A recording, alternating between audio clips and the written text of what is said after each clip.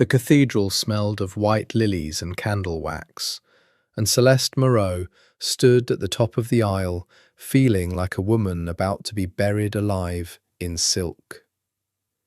600 guests filled the pews of St. Adelina's, senators who owed the DeSantis family favours, men in tailored black suits who had never once raised their voices in public, women dripping in inherited diamonds who watched every bride with the same calculating hunger, waiting to see who would rise and who would fall.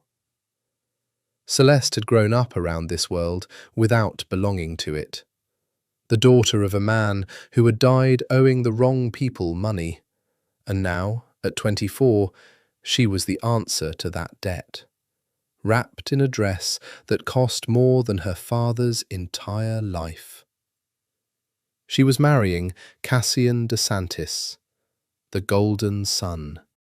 The one photographed at galas with a drink in one hand and a woman on his arm, always smiling, always charming, the kind of beautiful that made people forget to ask questions. Their engagement had been announced 8 months ago, brokered by his father, Salvatore DeSantis, and her late father's outstanding obligations. Dressed up in the language of love, because that was easier for the newspapers to print than the truth. A debt paid in a body. She had told herself she could live with that. She had built, over 8 months, a careful architecture of resignation. She would be a good wife. She would smile at the right moments. She would learn to love a man who barely looked at her when the cameras weren't pointed his way. It wasn't happiness, but it was survival. And Celeste had learned a long time ago that survival was its own kind of grace. Then the doors at the front of the cathedral opened, and everything she had built came apart in less than a minute. Salvatore DeSantis walked in alone, not beside his son, not escorting him to the altar the way fathers did in these theatrical dynastic weddings, where every gesture was a message to the watching families. Alone, his face carved from something colder than Celeste had ever seen on him, and the murmur that spread through the pews told her before he even opened his mouth that something had gone catastrophically wrong. "There will be no wedding today," Salvatore said, his voice carrying easily to the back of the cathedral without him raising it at all. That was the thing about men like him. They never needed volume. "Not the wedding you were promised." Celeste's hands, folded in front of her, went cold inside her white gloves. "My son, Cassian." Salvatore paused, and in that pause Celeste watched 60 years of pride curdle into something that looked, for just a moment, like grief. "My son, Cassian, has betrayed this family. I will not stand here and pretend otherwise in front of people who will hear the truth by sundown regardless." The whispering rose. Celeste felt Father Anselm shift uncomfortably beside her, felt the weight of 600 pairs of eyes swinging between the empty space where a groom should have been standing and the woman left holding a bouquet of white roses that suddenly felt like evidence at a crime scene. "Cassian sold information to the Volkov family," Salvatore continued, and now his voice did rise, cracking on the edges like ice under weight. "Information that could have buried us. Information that nearly got 3 of my men killed last week in a shipment ambush that was not, as we believed, bad luck.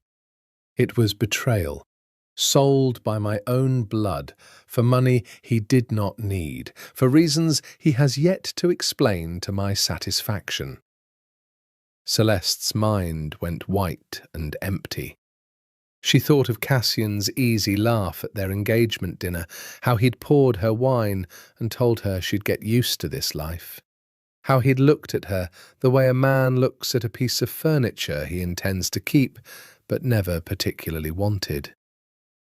This family does not fall because one man was weak, Salvatore said. This marriage will still happen today. This alliance will still be sealed, but not with Cassian. The cathedral had gone utterly silent. 600 people holding their breath in unison, and Celeste realized, with a sensation like falling, that every eye had shifted from Salvatore to the man now walking through the side entrance near the altar. A man she had met exactly twice in her life, and both times had left her unable to sleep that night. Dario de Santis did not walk like his brother. Cassian moved like a man performing for an audience, all loose charm and easy smiles. Dario moved like a blade being drawn from a sheath, economical, silent, final. He was taller than Cassian, broader through the shoulders, and where his brother's beauty was an invitation, Dario's was a warning. Black hair, a jaw that looked like it had been set once and never softened, eyes the colour of a winter lake just before it froze over completely. He wore black, always black, and today was no exception, even at his own brother's ruined wedding. A suit so precisely cut, it looked less like clothing and more like armour. He did not look at his father. He did not look at the guests. He looked at Celeste, and the look lasted exactly 3 seconds, and in those 3 seconds Celeste felt more thoroughly seen than she had in 8 months of engagement to his brother.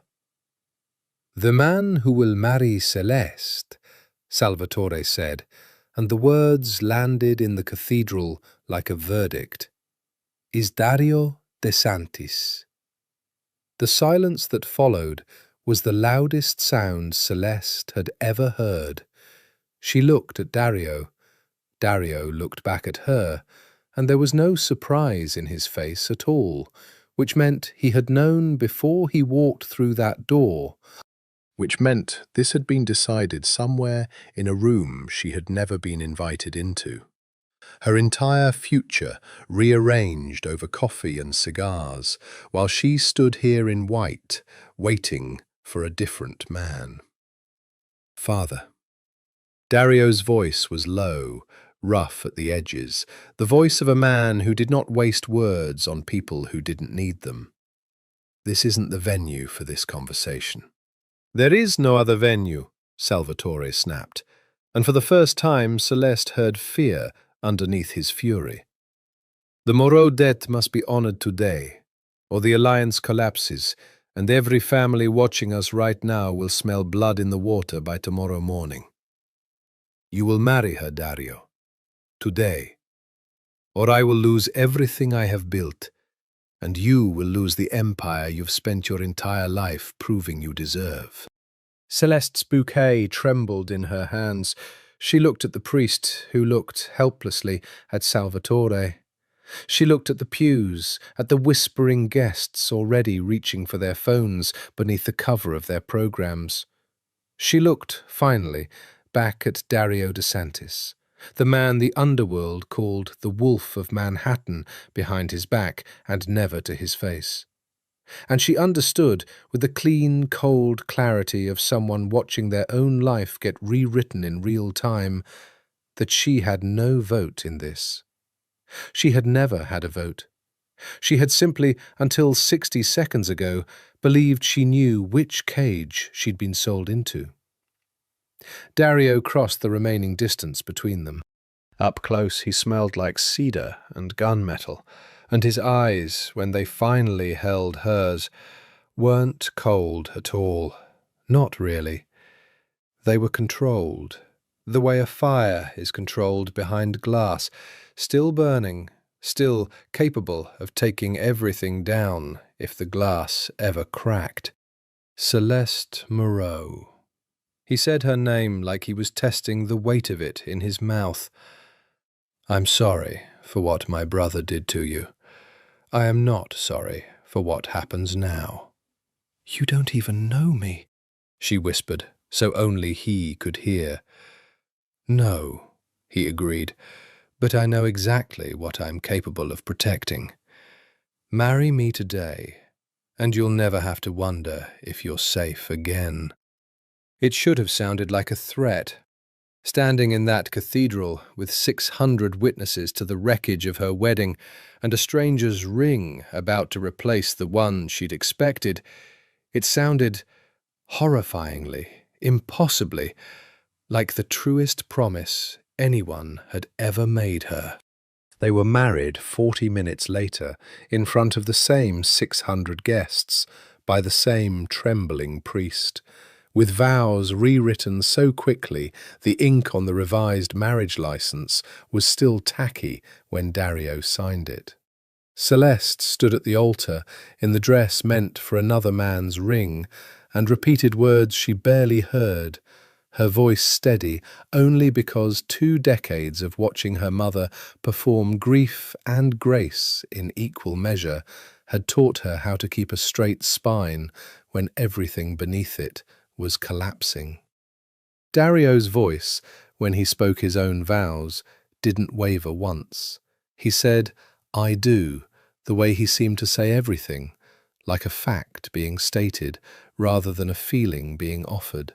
When he slid the ring onto her finger, his hands were steady and warm and utterly unfamiliar, and Celeste thought, absurdly, that she didn't even know if he took his coffee black or sweet, and now she was his wife.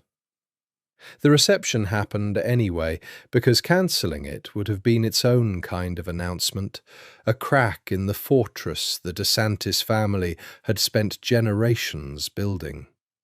Celeste danced the first dance with a man she'd exchanged perhaps 40 words with in her entire life, his hand resting at the small of her back, with a pressure that was neither too tight nor too loose, calibrated, like everything about him, to project exactly the right amount of control. "You're doing well," he said, low, near her ear, as they turned beneath the chandeliers. "I'm doing what I'm told," Celeste said. "There's a difference." Something flickered behind his eyes, not quite amusement, something closer to respect. "Most people in your position would be crying by now." "Most people in my position didn't grow up watching their father lose everything to men exactly like your father," she said. "I learned young that crying doesn't buy you anything. It just tells the wolves you're wounded." His hand tightened almost imperceptibly at her waist. "And what do you think I am? A wolf?" "I think," she said carefully, watching his face for the reaction she couldn't yet predict, "that everyone in this room is too afraid to say your name above a whisper. I think that tells me everything I need to know." Dario didn't answer, but later, near midnight, when the guests had thinned to the family's inner circle and the champagne had turned warm in abandoned glasses, she caught him watching her from across the room while she spoke with his cousin Isabella, and the look on his face wasn't cold at all. It was something closer to a man recalculating a problem he'd thought he'd already solved. They left the reception together in a black car with tinted windows, and the silence between them stretched taut enough to hum. Celeste stared out at the city lights smearing past, wondering what came next. The wedding night that would follow, the intimacy that had been contracted rather than earned, and beneath it all, the low hum of terror she hadn't let herself feel yet, because there had been no room for it between the ceremony and the reception and the endless performance of composure. "I'm not going to touch you tonight," Dario said, without looking at her. Celeste turned. "What?" "You heard me." His jaw was tight, his eyes fixed on the passing streets. This marriage exists to save my family's position. It doesn't require me to take anything from you that you haven't chosen to give. When you're ready, if you're ever ready, that will be a decision, not an obligation. You didn't seem concerned with my choices this afternoon, she said, and hated how bitter it came out, how much of the day's fear had curdled into something sharper now that the adrenaline was fading. He turned to look at her then, fully, and the weight of his attention was almost physical. No, he agreed. I wasn't. My father needed a wedding, and I needed my family's empire to survive the week. Those were not choices either of us made freely. But what happens inside our marriage from tonight forward, that's different. I don't take what isn't offered, Celeste, not from anyone, especially not from my own wife. She studied him in the passing light. The sharp planes of his face lit gold, and then dark, and then gold again, as they passed beneath street lamps. Why does that surprise me? Because everyone's told you I'm a monster, he said simply. And I am, to the people who deserve it. But you didn't do anything to me except get unlucky enough to be engaged to my brother. The car pulled into an underground garage beneath a building so tall Celeste couldn't see the top of it through the window, all glass and steel rising into the dark like something built to be seen from space. This was the DeSantis penthouse, Dario's penthouse, now hers as well, 60 floors above the city, a place she would learn to call home, while barely being able to call the man beside her a husband.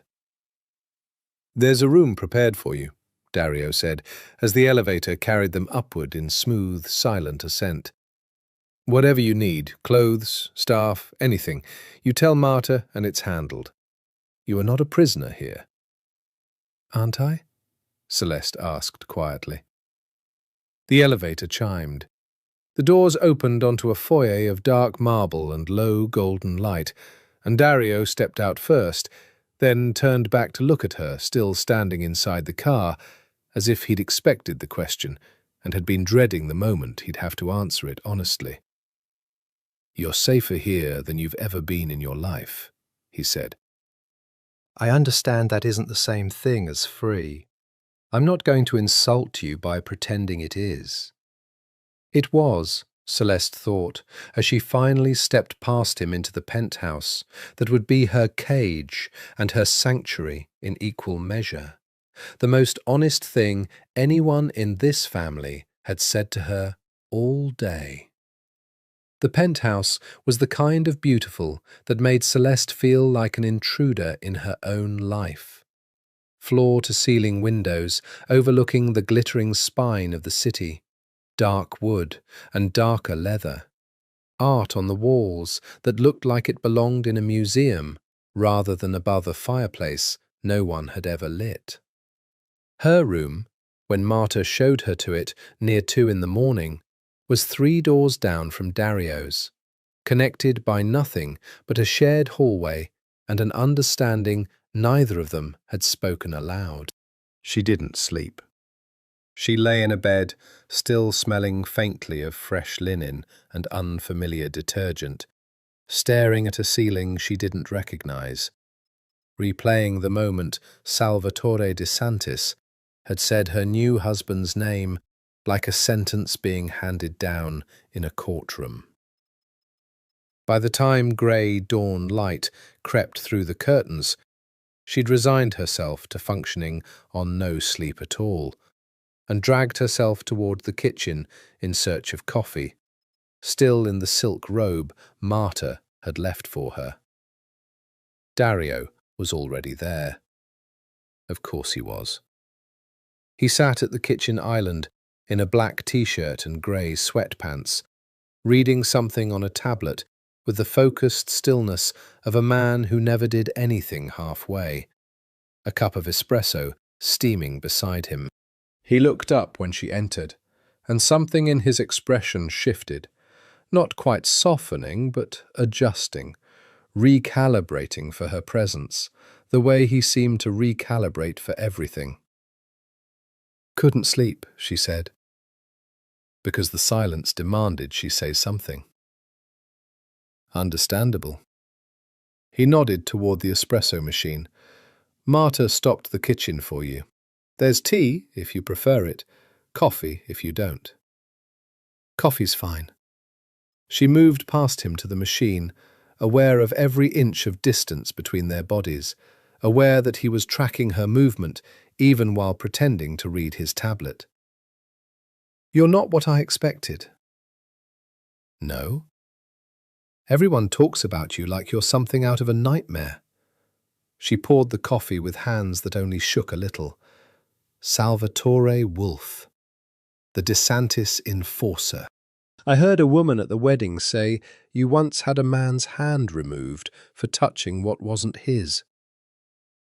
Something in Dario's jaw tightened, and for a moment Celeste thought she'd finally found the monster underneath the composure. "That story's true," he said.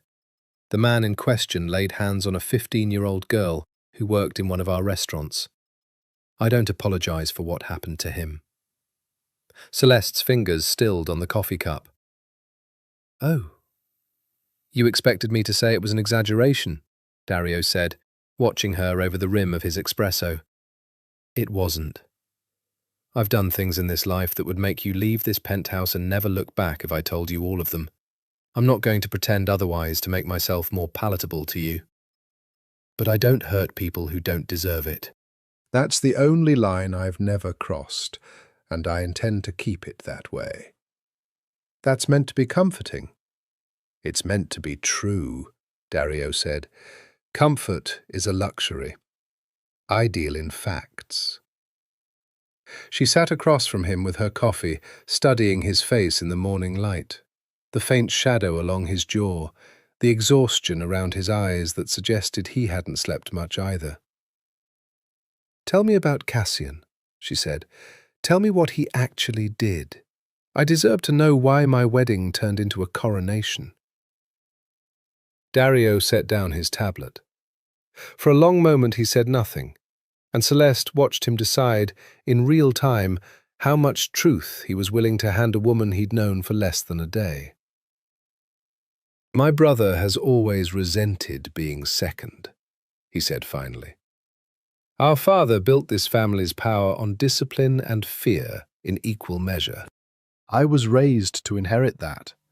Cassian was raised to be charming, to smile at senators and make deals over dinner, while I handled the parts of this business that require someone willing to get their hands dirty. He hated it. He spent years convincing himself that the empire should have been his, that charm should count for more than the willingness to do what's necessary. So he sold information to the Volkovs out of spite. Out of ambition, Dario corrected. He's been meeting with Nikolai Volkov's people for months. Whether he intended it as leverage against our father or as an outright betrayal, I don't know yet. What I know is that 3 of my men nearly died in an ambush last week because someone told the Volkovs exactly which route our shipment would take, and the only people with that information were inside this family." Celeste felt something cold settle in her stomach. "So it's not over, whatever Cassian started?" "No," Dario said, and for the first time his voice carried something that sounded almost like weariness. "It's not over, which is part of why this marriage happened the way it did. My father needed to send a message that this family doesn't fracture just because one son is weak, that the alliance with the Moreau name and everything it represents still holds. You became the proof of that, whether either of us wanted it or not." "I'm a message," Celeste said quietly. "You're my wife," Dario said, and something in the way he said it, flat, immovable, final, made her look up at him sharply. "Whatever else you are to this family, to my father, To the world watching us, in this house you are my wife. And that means something to me, even if it took a courtroom's worth of circumstance to make it true. I don't share what's mine, Celeste. I don't make promises I don't intend to keep. You'll learn that about me faster than you'll learn most other things.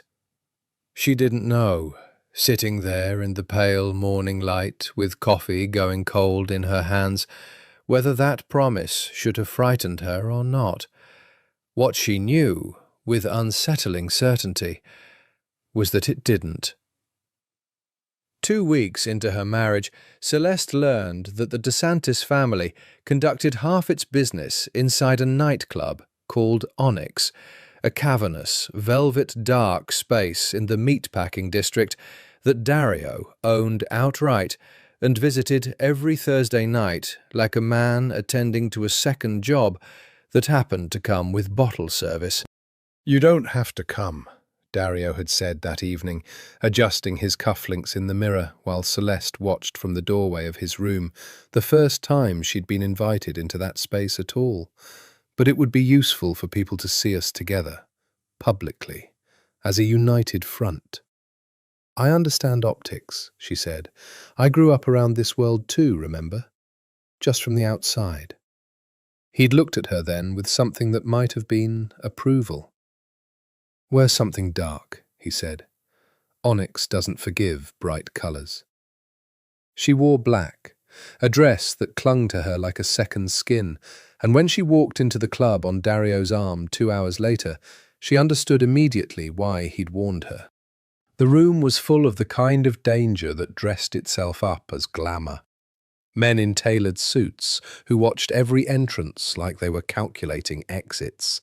Women who smiled with teeth too sharp to be entirely decorative, and a bassline thrumming low enough to feel in her sternum. Dario didn't let go of her hand once. He steered her through the crowd with a possessiveness that should have felt suffocating, and instead felt disconcertingly like the safest she'd been in weeks. His palm at the small of her back, his eyes cutting toward anyone who looked at her a second too long. It was in the VIP section, an hour into the night, that Celeste met Nikolai Volkov's daughter. "Celeste DeSantis," the woman said, extending a hand with rings on every finger, her accent thick and her smile thicker still. "I've heard so much about you, the bride who married the wrong brother and somehow came out ahead." "Anya," Dario said, his voice dropping into something with an edge Celeste hadn't heard from him before. "You weren't invited tonight." "I don't need an invitation to enjoy good music, Dario." Anya's eyes flicked over Celeste with an assessment that felt like being catalogued. "Your new wife is lovely. It's a shame about the circumstances. Cassian was always the more interesting one, wasn't he? Charming. Fun. Not," she gestured vaguely at Dario, "all this." "Careful," Dario said, and the single word carried more weight than a sentence from anyone else in the room. Anya laughed, low and unbothered, clearly a woman who had spent her whole life testing the exact limits of dangerous men and surviving. "Relax, I only came to pay respects. And to tell your wife that if she ever gets tired of the family business, my father's organization has always appreciated a woman who understands leverage." She left with a wink, disappearing back into the crowd, and Celeste felt Dario's hand tighten around hers, hard enough that she made a small sound of surprise. He released her instantly, jaw working, eyes tracking Anya's retreat with an intensity that bordered on violence. "She's fishing," he said, half to himself, testing whether Cassian's betrayal opened a door she can walk through. "Did it work?" Celeste asked. "Am I supposed to feel tempted?" Dario looked at her then, and whatever calculation had been running behind his eyes stilled completely. "No," he said. You're supposed to feel safe. That's the only thing I'm interested in you feeling tonight. They danced once, later, on a floor lit by nothing but the low red glow of hanging lanterns, and Celeste discovered that Dario DeSantis moved with the same economical precision on a dance floor as he did everywhere else. No wasted motion, no performance, just a controlled gravity that pulled her closer with every turn until she could feel the heat of him through the thin fabric of her dress. "You're staring," she said, her voice barely audible over the music. "I'm aware," he said. "Why?" His hand slid slightly lower on her back, a small transgression that felt enormous in the charged space between them. "Because every man in this room has looked at you tonight like they're calculating what it would cost to take you from me," he said, low, rough. "And I find I have very little patience left for watching it happen." "Jealousy," Celeste said, testing the word, "from the Wolf of Manhattan." "Possessiveness," Dario corrected, his eyes dark in the low light. "I don't share what's mine, Celeste. I told you that the first morning you woke up in my house. I meant it then. I mean it more now." She should have pulled away. Instead, she found herself leaning fractionally closer, close enough to feel his breath against her temple, close enough that when the song ended and he finally stepped back, the loss of contact felt like something being taken from her, rather than something being returned. The threats started small: a car that idled too long outside the penthouse building, a florist's delivery that arrived without an order attached, a note tucked inside Celeste's coat pocket after a charity gala that read only, "You should have run when you had the chance," in handwriting no one could identify. Dario doubled security within a day of the note. 2 guards now trailed Celeste everywhere outside the penthouse, silent and enormous, men named Enzo and Marco, who Celeste came to recognize by the particular way they scanned every room before letting her enter it. "This is Cassian," Dario said one night, pacing his study with the note in his hand, his face carved from granite. "Or the Volkovs, or both, working together in ways my father refuses to believe are possible." "Why would Cassian threaten me?" Celeste asked.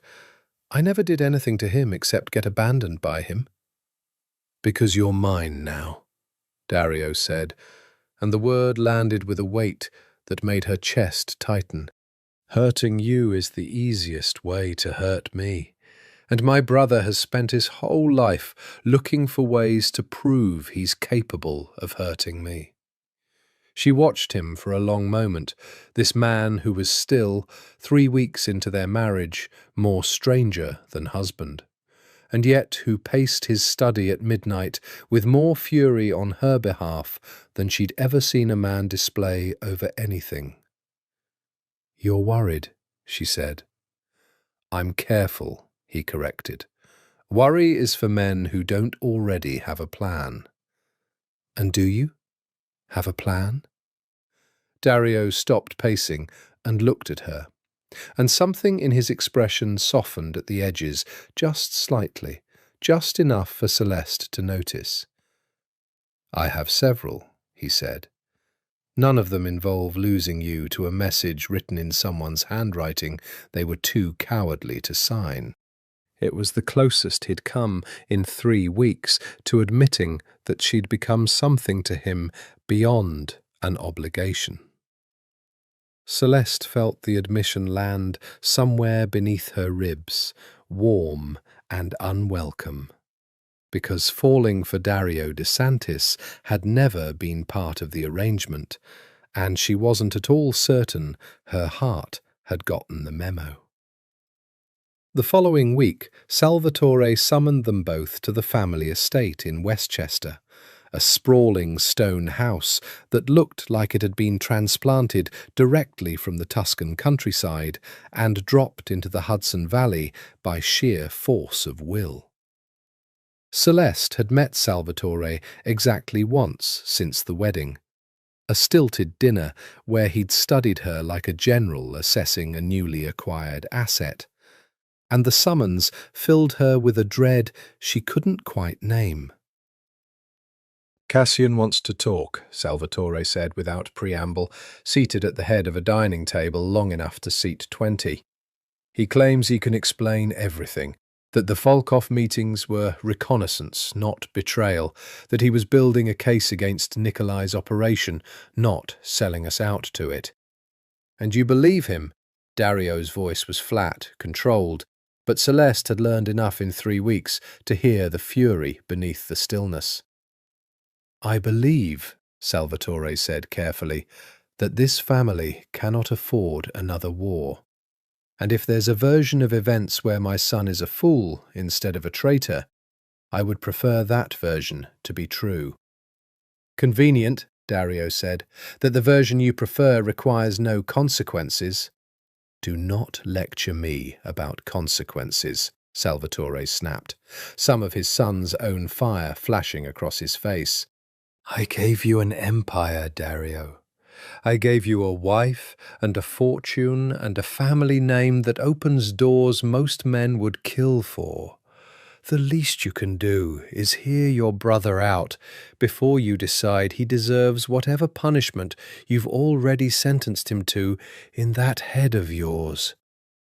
The tension in the room was thick enough to choke on.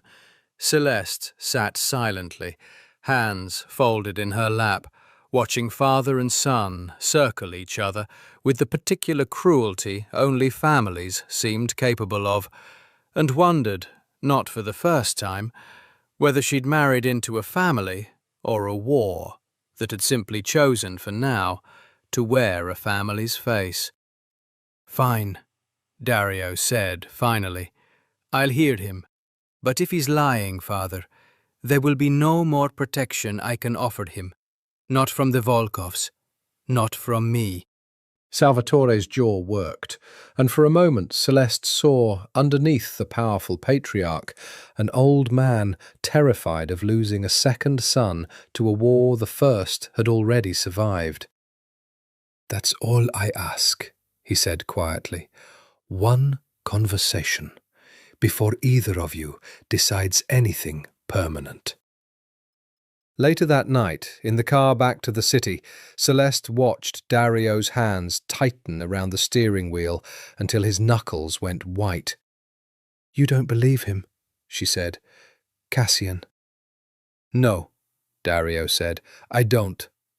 "Then why agree to the meeting?" Dario glanced at her, and in the passing streetlight his eyes looked almost haunted. "Because my father's right about one thing," he said. "I already sentenced Cassian in my head the moment he didn't show up to his own wedding. That's not justice. That's just anger wearing justice's clothes. I owe it to this family, and maybe to myself, to make sure I'm not about to destroy my own brother over a story I never let him finish telling." They met Cassian 3 days later at a private room above one of the family's restaurants in Little Italy, a space Celeste had never seen before. Dim lighting, a single round table, and 2 of Dario's men stationed outside the door like a promise of violence held in reserve. Cassian looked different than he had at their engagement dinner 8 months earlier. Thinner. His charm still there, but threadbare now, stretched over something anxious underneath. He stood when Celeste entered, an old reflex of manners that felt almost obscene given the circumstances. "Celeste," he said. "I owe you an apology I don't know how to give properly." "Save it," Dario said before she could respond, taking the seat across from his brother without ceremony. "You wanted to talk. Talk." Cassian's eyes flicked between them, and something in his expression cracked.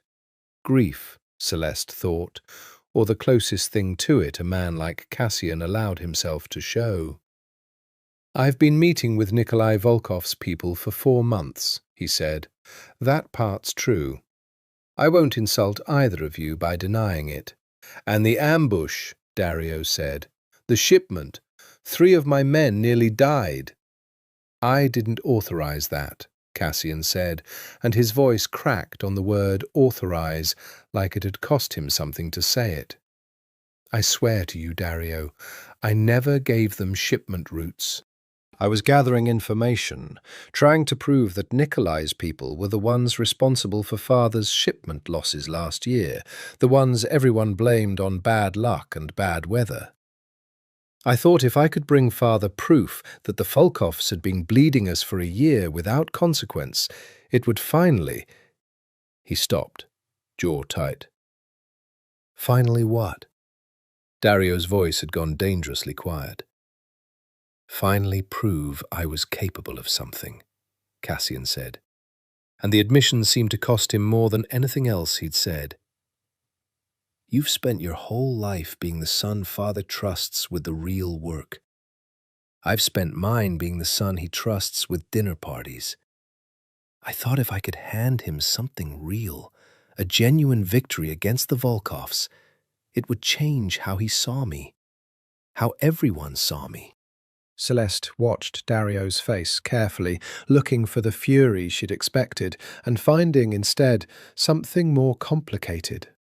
Recognition, maybe, of an ambition he understood, even while despising the method.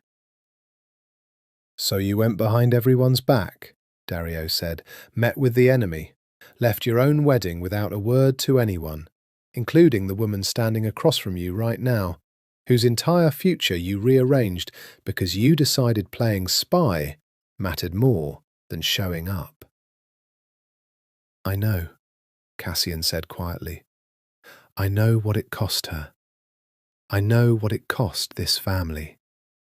But someone inside our organization has been feeding information to the Volkovs for over a year, Dario, and it isn't me. I was trying to find out who before they did more damage than a cancelled wedding." The room went very still. Celeste felt the temperature of the conversation shift entirely. "You're saying there's someone else," Dario said slowly. "Someone inside the family, still active, still feeding information." "I'm saying I have a list of 6 people who had access to the information that got leaked over the past year," Cassian said. "And I'm saying that whoever it is, they're still in place, still trusted, still close enough to hurt us again whenever they choose." Dario sat back, and Celeste watched something shift behind his eyes. The sharp recalculation of a man realizing the war he thought he understood had a second front he hadn't accounted for. "Give me the list," he said. Cassian slid a folded paper across the table, and Dario opened it slowly, scanning the names, his jaw tightening with each one. Celeste couldn't see the paper from where she sat, but she watched Dario's face carefully enough to see the exact moment his expression changed from anger to something colder, more focused, more dangerous. "You're certain about this?" Dario said. "As certain as I can be without proof," Cassian said. "That's what I was trying to get from the Volkovs. Proof. Instead, I got you thinking I sold out our family on my own wedding day." Dario folded the paper and slid it into his jacket. "I'm not forgiving you," he said. "Not yet. Maybe not ever. You made a decision that put people's lives at risk and humiliated a woman who did nothing to deserve it. That's not something I forget because the story turned out to be more complicated than I assumed." "I'm not asking for forgiveness," Cassian said. "I'm asking you to believe that whoever's actually responsible for this is still out there, and that they're not going to stop just because you found a convenient scapegoat in your own brother." Later, in the car, Celeste watched Dario stare at the folded list without opening it again, his thumb tracing the edge of the paper like he was bracing himself for whatever names were written inside. "Do you believe him?" she asked. "I don't know," Dario admitted, and the uncertainty in his voice was more unsettling than any of his anger had been. "But I believe someone inside my family has been selling us out for a year. And I believe that person is still close enough to reach you whenever they choose. That's the only thing that matters right now." Dario didn't sleep for 3 nights after that meeting. Celeste found him in his study each of those nights, surrounded by files and photographs, and the folded list Cassian had given him, cross-referencing names against shipment schedules and security logs, with a methodical focus that reminded her, unsettlingly, of a surgeon preparing for an operation he already knew would be bloody. "You should sleep," she told him on the 3rd night, standing in the doorway, in the oversized sweater she'd taken to wearing around the penthouse, watching him rub at eyes gone red with exhaustion. "I will," he said, "when I know which of these 6 people has been selling my family for scraps." She crossed the room and sat across from him, uninvited, and began reading the files upside down, with the patient attention of someone who had spent her whole life learning to read rooms she wasn't supposed to understand. "Talk me through it," she said. "Maybe another set of eyes helps." Dario looked up at her, surprised, and something in his expression shifted into an assessment she hadn't seen from him before. Not the careful calculation of a man protecting a fragile asset, but something closer to respect for an equal. "You want to help me find a traitor in my own organization?" "I want to help find the person who left a note in my coat pocket," Celeste said. "This stopped being purely your problem the moment it became mine, too." He studied her for a long moment, and then slowly began to talk, walking her through the 6 names, the timeline of leaked information, the pattern of losses that had bled the family's shipping operation for over a year. 2 of the names, Celeste learned, belonged to men who'd left the organization entirely months ago, no longer positioned to have caused the recent ambush. One was Salvatore's longtime accountant, a man who'd been with the family for 30 years and whose loyalty Dario dismissed almost immediately. That left 3 names. One was Marco, one of her own security detail, a possibility that made Celeste's stomach turn cold at the thought of a man who'd walked 3 steps behind her for weeks being the one who'd endangered her life. One was a cousin, Isabella's brother Thomas, who managed logistics for the family's shipping operations. And one was a name Celeste didn't recognize at all. Vittorio Conti, listed as a long-time advisor to Salvatore, a man who'd apparently been present at nearly every major family decision for the past decade. "Who's Vittorio Conti?" she asked. Something in Dario's face went very still. "My father's oldest friend," he said. "He was best man at my parents' wedding. He's been an advisor to this family since before I was born. My father trusts him more than he trusts most of his own children, which makes him the perfect person to betray you all without anyone suspecting," Celeste said quietly, watching the realization land on Dario's face like a physical blow. "If it's him," Dario said, his voice low and dangerous, "my father will never believe it without proof strong enough to survive a lifetime of loyalty standing in the way." "Then get the proof," Celeste said. Dario looked at her for a long moment, something unreadable passing behind his eyes. "You're not what I expected," he said, echoing, without seeming to realize it, the exact words she'd said to him weeks earlier in this same kitchen. When my father told me I'd be marrying you, I expected a woman who would need protecting from every corner of this world. I didn't expect someone who'd sit across from me at midnight, helping me hunt a traitor. I told you, Celeste said. I learned young that survival requires participation, not just endurance. I don't intend to be a woman who waits quietly in another room while the people around her decide her fate. Not again. Not after everything that's already been decided for me. Something shifted in Dario's expression, the careful control cracking just slightly, revealing something warmer underneath, something that looked almost like the beginning of genuine affection rather than obligation or possessiveness. He reached across the table, slowly, giving her every opportunity to pull away, and closed his hand over hers where it rested against the file folder. "Thank you," he said, quiet and rough, "for staying up with me, for not asking me to be someone gentler than I am."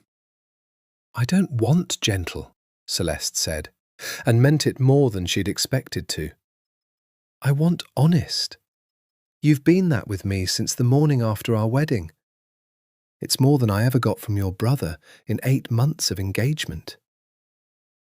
His thumb traced small, absent circles against the back of her hand, and neither of them moved to pull away, the space between them charged with something that had nothing to do with survival or arrangement, and everything to do with the slow, dangerous process of two guarded people beginning to trust each other, despite every reason not to. "I need to find out if it's Vittorio," Dario said finally, breaking the moment with obvious reluctance. "Quietly, before he realizes we're looking." "Then let me help," Celeste said. "I've spent years watching men like your father hold court. I know how to listen in rooms where people forget I'm paying attention." Dario studied her for a long moment, and then, for the first time since the wedding, he smiled, small, real, and devastating in its rarity. "All right," he said, "wife and co-conspirator. I suppose there are worse arrangements a man could find himself in."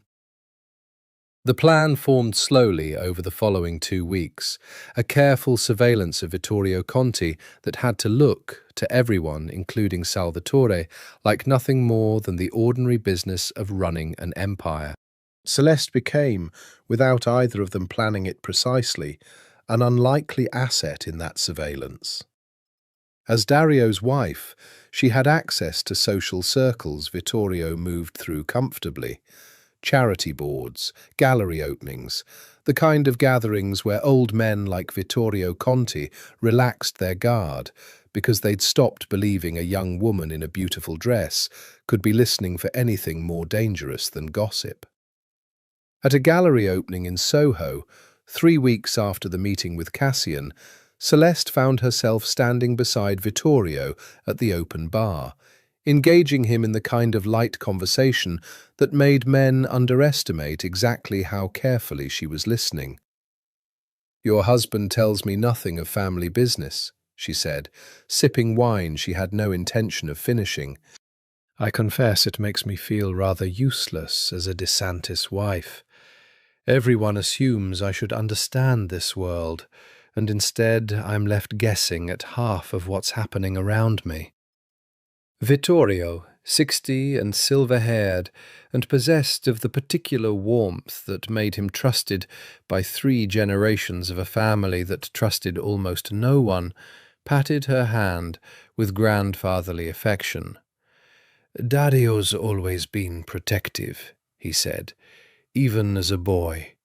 He'd rather carry a burden alone than let someone he loves feel its weight." "Does he love easily?"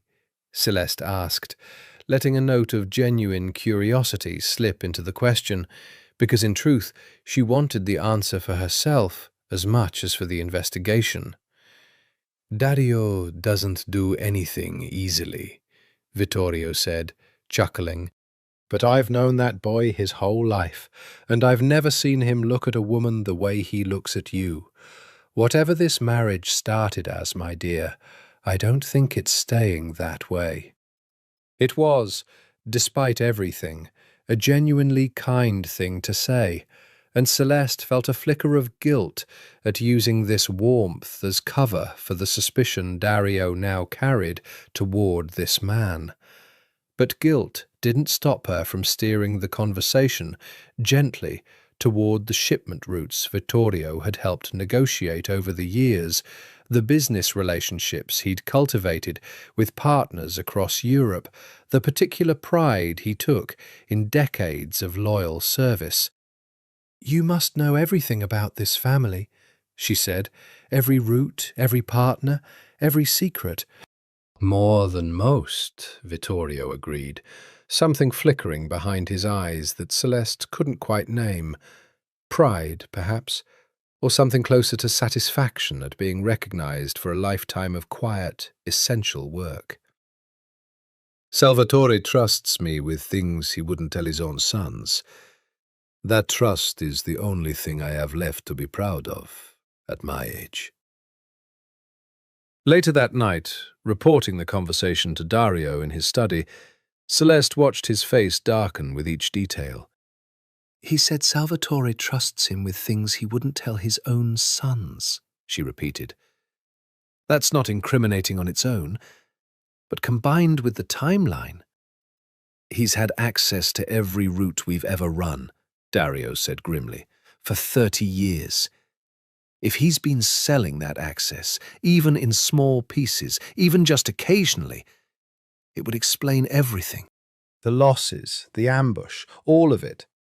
It was Enzo, 3 days later, who finally found the proof, a financial trail painstakingly reconstructed from offshore accounts and shell companies that connected Vittorio Conti to payments from a Volkov-controlled entity stretching back nearly 18 months. Small payments at first, almost negligible, and then larger ones in the past 6 months, coinciding exactly with the increased frequency of the family's shipment losses. Dario spread the documents across his desk at 2 in the morning, his face carved from stone as he reviewed evidence that implicated a man who'd been present at his own christening. "He's been bleeding us for a year and a half," Dario said, voice flat with barely controlled fury. "My father's oldest friend. The man who taught me to shoot when I was 12 years old. He's been selling us out the entire time." Celeste stood behind him, one hand resting on his shoulder, feeling the tension coiled there like a wire pulled taut. "What happens now?" she asked. "Now," Dario said, "I have to walk into my father's house and tell him that the man he trusts more than his own children has been betraying this family for 18 months. And I have to do it with proof strong enough that he can't dismiss it out of grief or denial." "Do you think he'll believe it?" Dario was quiet for a long moment, staring at the documents like they contained an answer he wasn't ready to accept. "I think," he said finally, "that my father is about to lose something he's never had to consider losing before. And I think that whatever happens next is going to be the most dangerous conversation of my life." Salvatore DeSantis did not believe them at first.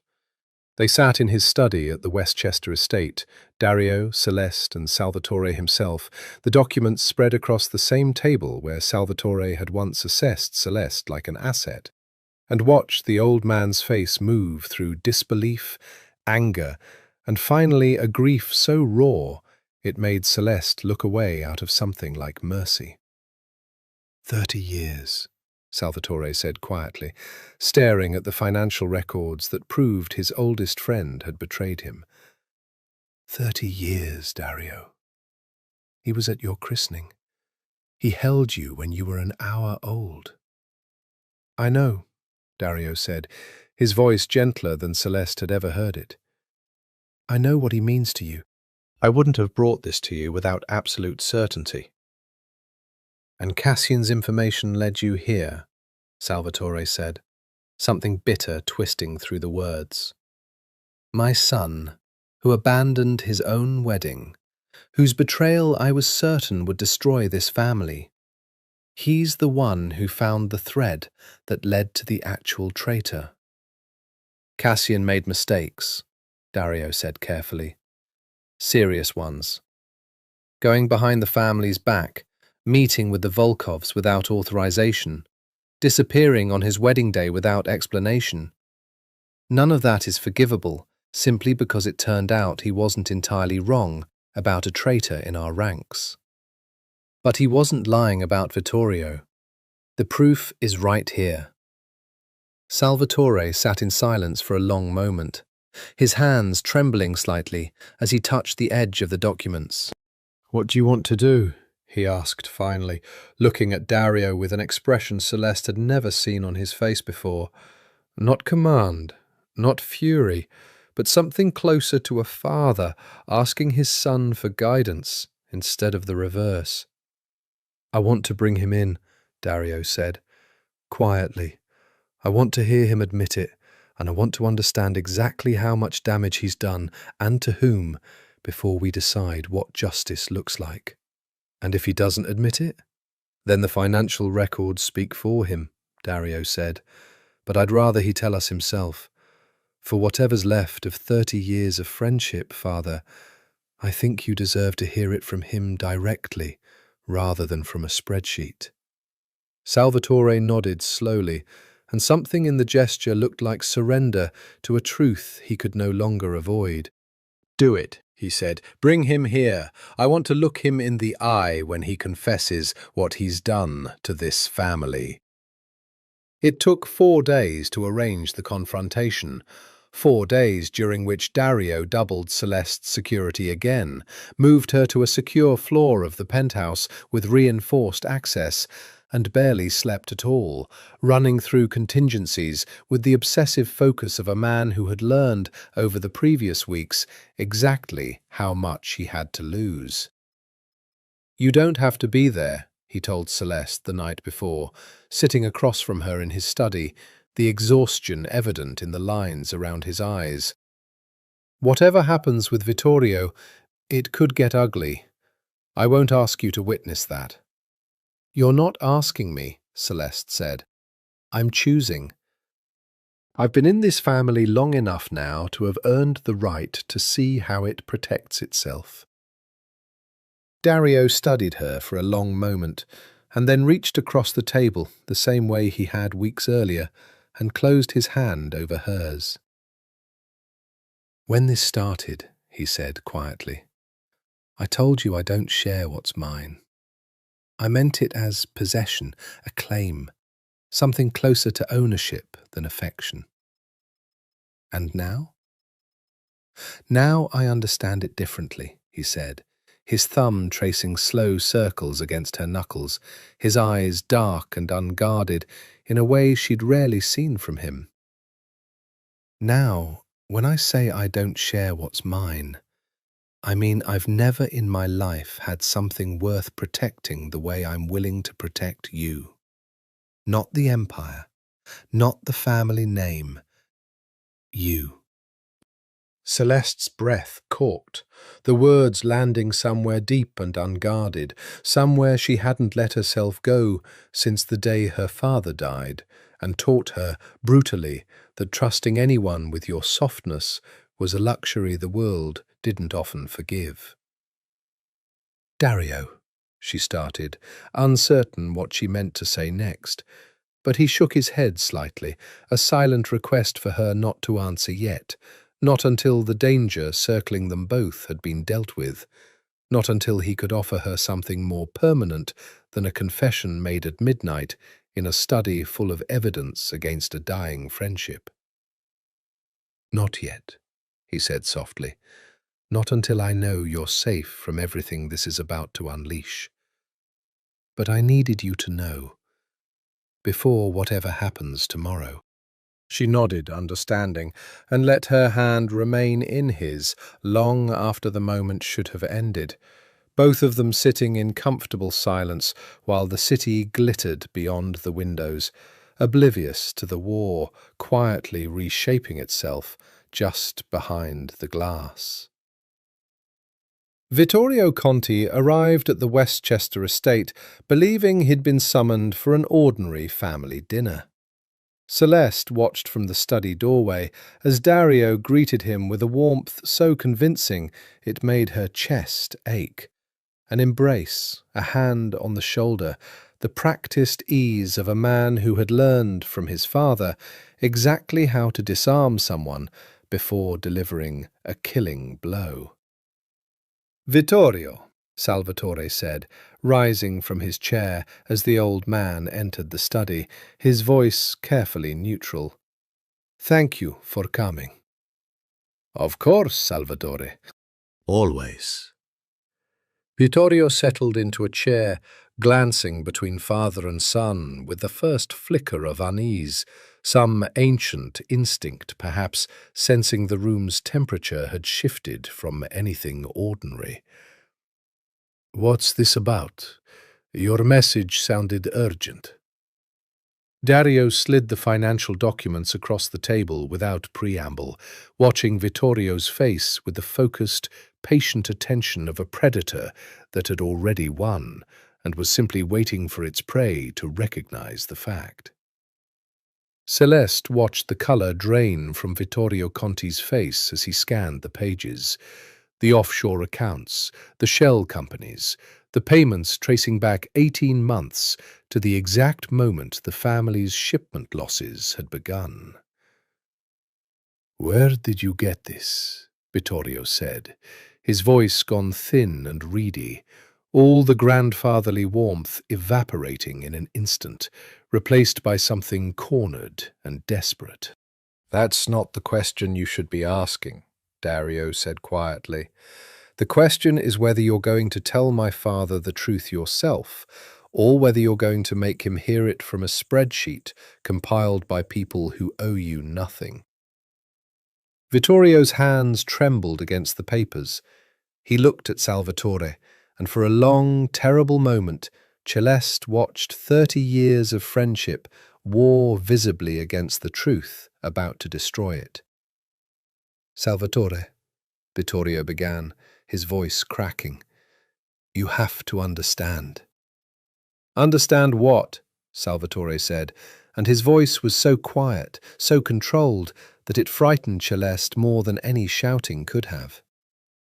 "Understand why you sold my family for money you didn't need, from a man who's been trying to destroy everything I built for 30 years?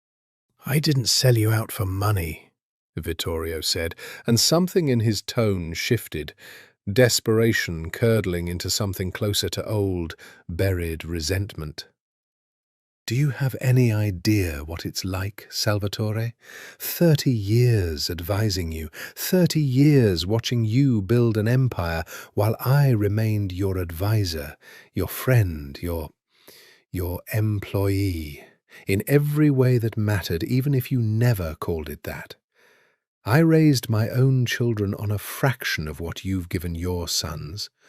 I watched you hand Dario an empire while I received a pension and gratitude." "So you sold information to the Volkovs," Dario said, his voice dangerously flat. "Endangered my men. Nearly got 3 people killed in that ambush because you were jealous of a pension." "Because I was tired of being invisible," Vittorio snapped, some final wall crumbling entirely. "Nikolai Volkov offered me something your family never did, genuine partnership, a stake in something that would actually be mine, rather than another man's legacy I'd spend my whole life maintaining." Salvatore's hands, resting on the desk, curled slowly into fists. 30 years, he said again, quieter now, the fury giving way to something closer to devastation.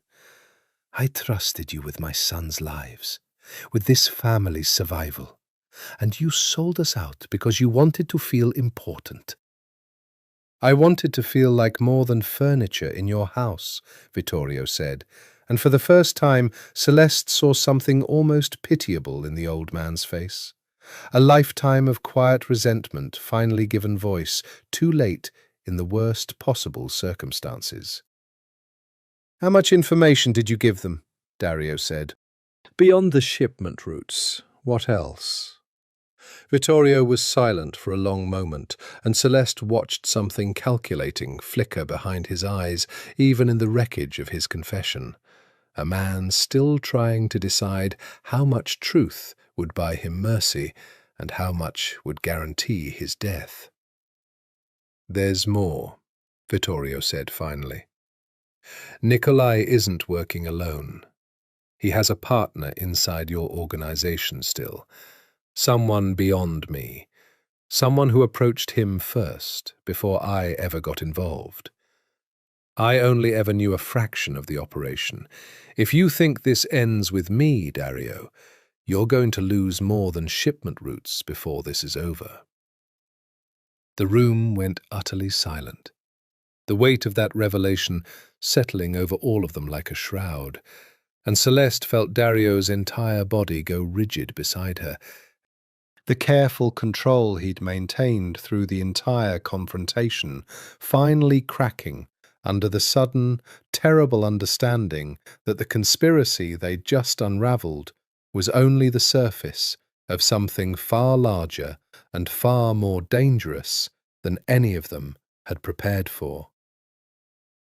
"Who," Dario said, his voice gone dangerously quiet, "is the other person?" Vittorio's hands were shaking now, the last of his composure abandoning him entirely. "I don't know their name," he said. "Nikolai never told me. He kept us separate deliberately, insurance in case one of us was ever caught. All I know is that whoever it is has access closer to the center of this family than I ever did. Closer than an advisor's office. Closer than an advisor," Dario repeated slowly, and Celeste watched the implication land on him like a physical blow. "You're saying it's family? Blood?" "I'm saying I don't know," Vittorio said, "but the information they've provided over the past year, details about internal security rotations, about which lieutenants report directly to which of you, about your personal schedules, Dario, including your wedding. That's not information an outside advisor has access to. That's information from inside your own household." Celeste felt something cold spread through her chest. "My wedding," she said. "You're saying someone leaked details about the wedding itself?" "I'm saying the timing of everything that's happened since your marriage. The note in your coat, the car outside the penthouse. That's not the work of an old man with a spreadsheet full of shipping routes," Vittorio said. "That's someone who knows exactly where you are, exactly when, exactly how to reach you without tripping your security. I've been feeding Nikolai commercial information for a profit. Someone else has been feeding him something far more personal and far more dangerous." Salvatore, who had been silent through most of this exchange, finally spoke, his voice hollow with a horror that went beyond even the betrayal of his oldest friend. "You're saying someone inside my own house is threatening my son's wife?" "I'm saying I believe that's likely," Vittorio said. "Yes." Dario stood so abruptly, his chair scraped hard against the floor, and for a moment Celeste thought he might do something violent, the careful control that defined him finally shattering under the weight of a threat that had reached directly into his own home, aimed at the one person he'd sworn to protect above everything else. "Marco," Celeste said quietly, and every head in the room turned toward her. "You said the leaked information includes security rotations. Marco's been part of my detail since the threat started. He'd know my schedule better than almost anyone." Dario's jaw tightened. "I don't want it to be him," he said. "He's been with this family since he was 19. I trained him myself." "I know," Celeste said gently. "But you taught me something a few weeks ago, sitting in your study at midnight. You said proof matters more than instinct, that we owe it to the people we love to make sure before we condemn anyone." Dario looked at her for a long moment, something raw and grateful passing behind his eyes, even in the middle of a crisis, and nodded slowly. "We investigate him," he said, quietly. "The same way we investigated Vittorio. No accusations until we have proof." Vittorio, watching this exchange with something like resignation, cleared his throat. "There's something else," he said. "Something I should tell you, given everything else I've already confessed." "What?" Salvatore said, his voice hollow. "Nikolai mentioned once that his eventual goal wasn't simply weakening your shipping operations," Vittorio said. "He wants the DeSantis empire itself, not just wounded, absorbed. He's been positioning for over a year to take control of your territories entirely, using the information he's gathered to engineer a collapse from within rather than a war fought from outside. The ambush. My information. Whatever this second source has provided, it's all pieces of a larger plan to make this family destroy itself so thoroughly that Nikolai can simply walk in and claim what's left." The silence that followed was absolute. Celeste watched Dario absorb this information with the particular stillness of a man recalculating an entire war he'd believed until this moment he understood the shape of. "Take him," Dario said finally, gesturing toward Vittorio, and two of his men stepped forward from the doorway where they'd been waiting, silent witnesses to the old man's confession. "Somewhere secure. He doesn't leave our custody until we understand exactly how deep this goes." As Vittorio was led from the room, his shoulders bowed under the weight of 30 years of friendship, finally and irreversibly destroyed. Salvatore sat in silence, staring at nothing, an old man confronting the reality that the empire he'd spent his life building had been quietly, patiently besieged from within for over a year without his knowledge. "Dario," he said finally, his voice smaller than Celeste had ever heard it, "find whoever else is involved, whatever it costs, whoever it turns out to be. I need to know my family is safe before I can sleep again." Dario nodded once, his hand finding Celeste's without seeming to think about it, an instinctive gesture of protection that had become, over the past weeks, entirely natural between them. "I will," he said. "And I promise you this. Whoever's threatening my wife will regret it long before this is over." The investigation into Marco took 8 days. 8 days, during which Celeste found herself unable to look at the man who trailed 3 steps behind her for weeks without wondering whether he was protecting her or reporting on her every movement to men who wished her harm. It was Enzo who finally cleared him. A careful reconstruction of Marco's finances, his communications, his movements over the past 18 months, revealing nothing but the ordinary life of a loyal soldier with no hidden accounts, no unexplained contact with Volkov associates, nothing beyond a man who took his job seriously enough to have memorized Celeste's schedule out of professional diligence rather than betrayal. "It's not him," Dario said, relief evident in his voice as he reviewed Enzo's final report in his study, Celeste seated beside him. "Which means we're back to 6 names, minus Vittorio, minus the 2 who left the organization months ago, minus Marco.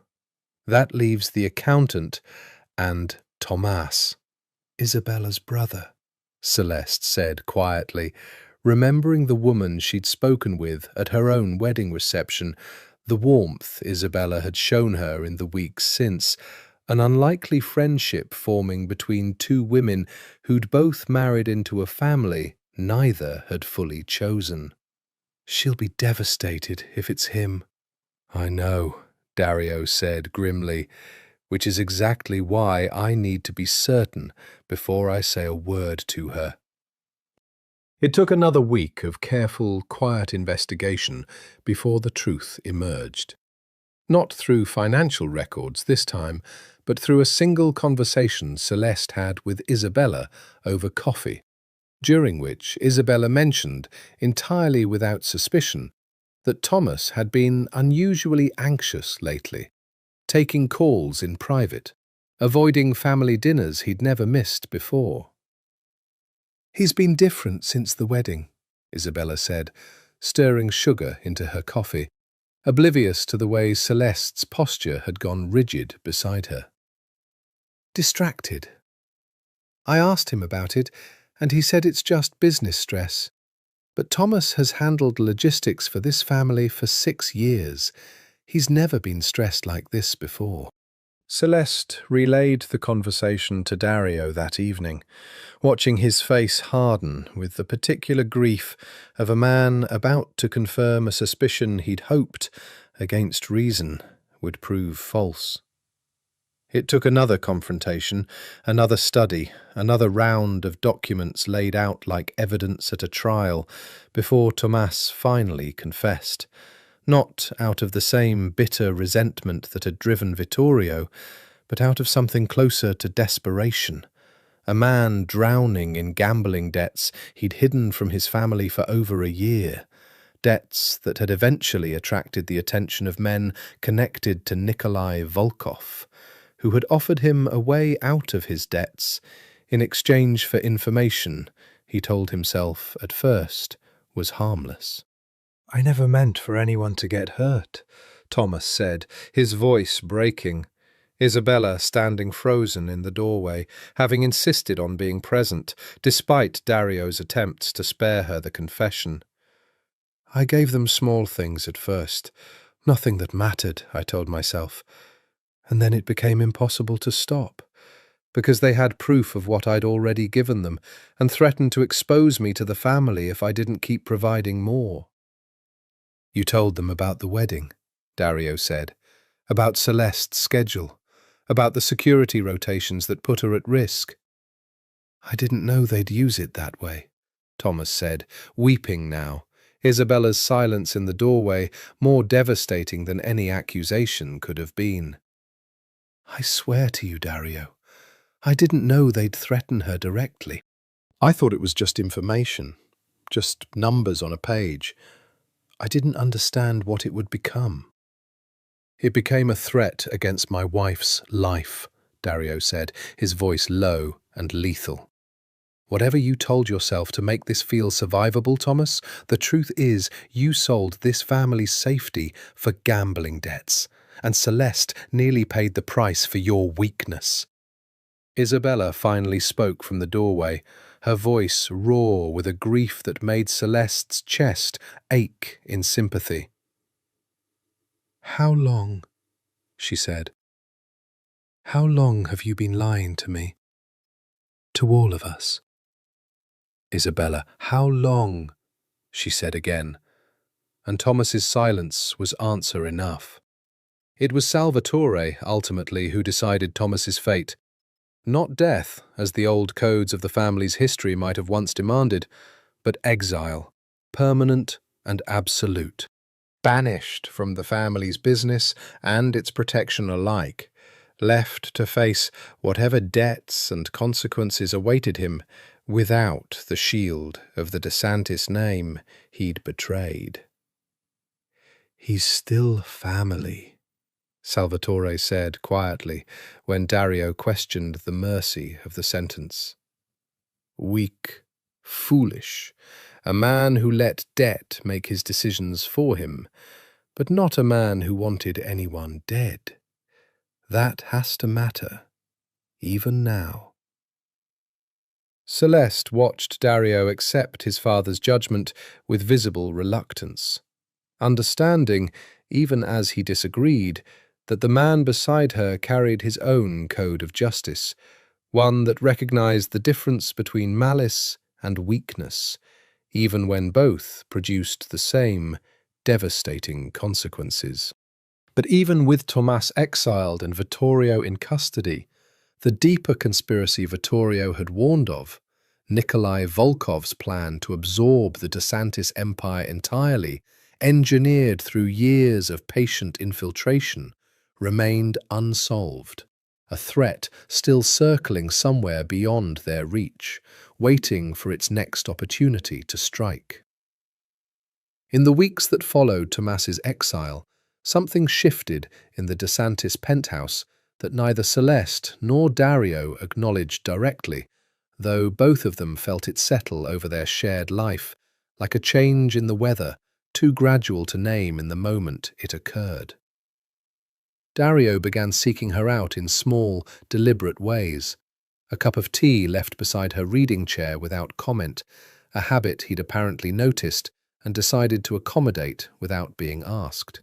A driver arranged for her charity board meetings before she'd mentioned needing one. A conversation late one evening about her father, the first time he'd asked about her life before the DeSantis family had absorbed it entirely. "He was a good man," Celeste said, curled into the corner of the study sofa while Dario worked through paperwork at his desk, the fire he'd finally learned to light casting gold light across the room. Not a smart one, when it came to money, but good. He used to read to me every night, even after my mother left, even when we couldn't afford the electricity to keep the lights on past 9. "What happened to him?" Dario asked, setting down his pen entirely, giving her his full attention in a way she'd come to recognize as rare and valuable, a currency he spent carefully. "He borrowed from the wrong people," Celeste said. "Tried to save our house, ended up owing a debt he could never repay to men who eventually decided my father's life was worth less than the money he owed them." She looked up at Dario, steady despite the old grief still sharp at the edges. "That's how I ended up promised to your brother. My father's debt transferred to your family in exchange for protection my mother desperately needed after he died. I was the payment plan." Dario's jaw tightened, something fierce and protective moving behind his eyes. "I'm sorry," he said, "that anyone made you a currency instead of a person."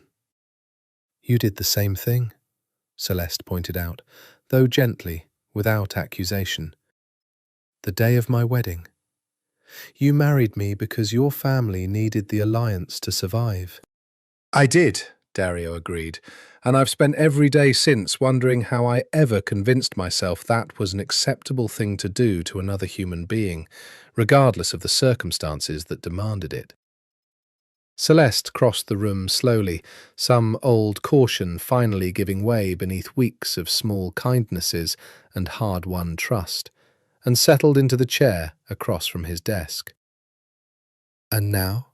she asked. "Do you still see me as a currency? An alliance sealed in a cathedral?"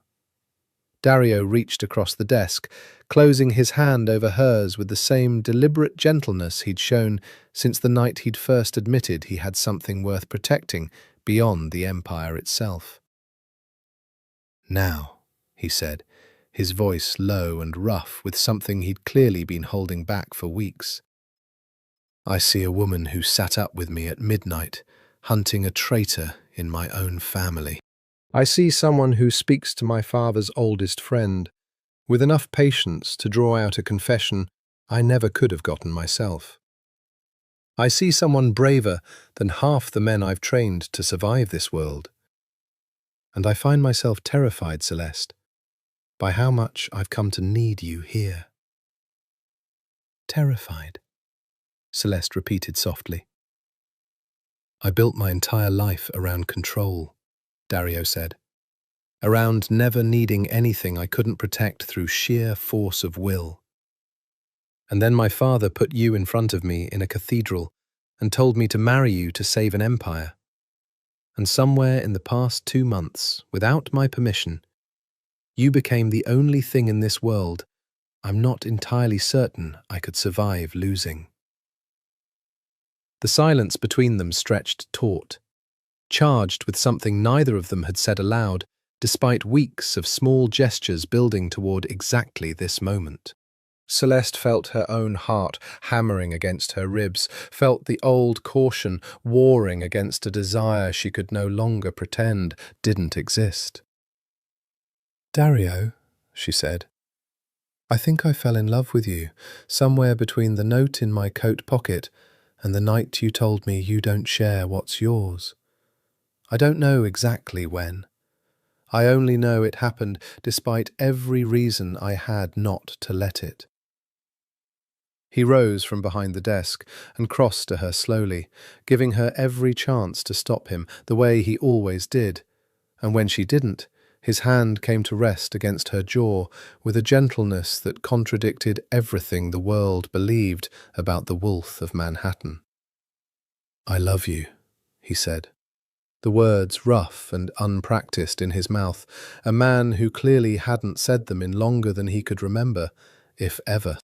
"I loved you before I understood what I was feeling. I think I loved you the moment you looked at me across that cathedral and didn't flinch, even though every reason you had told you to." When he kissed her, it was nothing like the careful, controlled man she'd married. It was hungry and desperate and entirely unguarded. Two people who had spent their whole lives building walls, finally choosing, deliberately, to let one crumble. The peace lasted 3 weeks, long enough for Celeste to believe, foolishly, that the worst of the danger had passed with Vittorio's arrest and Thomas's exile. Long enough for her and Dario to build something that felt, despite everything, like an actual marriage rather than an arrangement forced by circumstance. The attack came on a Tuesday, ordinary and unremarkable, until it wasn't. Celeste had gone, against Dario's careful instructions, to a charity luncheon without her full security detail. Enzo had been reassigned that morning to handle an emergency at one of the family's warehouses, and Marco alone had seemed sufficient for a lunch surrounded by wealthy donors and charity board members in a hotel Dario's own family had used for a decade. It wasn't sufficient. The men who took her from the hotel's private parking garage moved with a coordination that told Marco, too late, that this had been planned for weeks. A diversion at the entrance, a blind spot in the garage's security cameras that shouldn't have existed. 3 men who overwhelmed Marco before he could reach for his weapon, and a van that pulled away from the hotel before anyone inside realized what had happened. Celeste fought. She'd promised herself, the day of her wedding, that she would never again be a woman who simply endured whatever the world did to her, and she held on to that promise, even as rough hands forced her into the van, even as a hood dropped over her head, even as the van pulled away from everything familiar and drove for what felt like hours into a darkness she couldn't measure. When they finally removed the hood, she was in a warehouse she didn't recognize, tied to a chair, facing a man she'd never met in person, but recognized instantly from photographs Dario had shown her weeks earlier during the investigation into Vittorio. "Nikolai Volkov," she said, her voice steadier than she felt. "Mrs. DeSantis," Nikolai said, something almost admiring in his tone. "Or should I say, the woman who's caused me considerably more trouble than I anticipated when this all began. Vittorio in custody, Tomas exiled. Both of my investments in your family's collapse wasted because a woman who was never supposed to matter decided to start helping her husband hunt traitors. You wanted the empire, Celeste said, piecing it together even through her fear. Not just the shipping routes. The whole thing.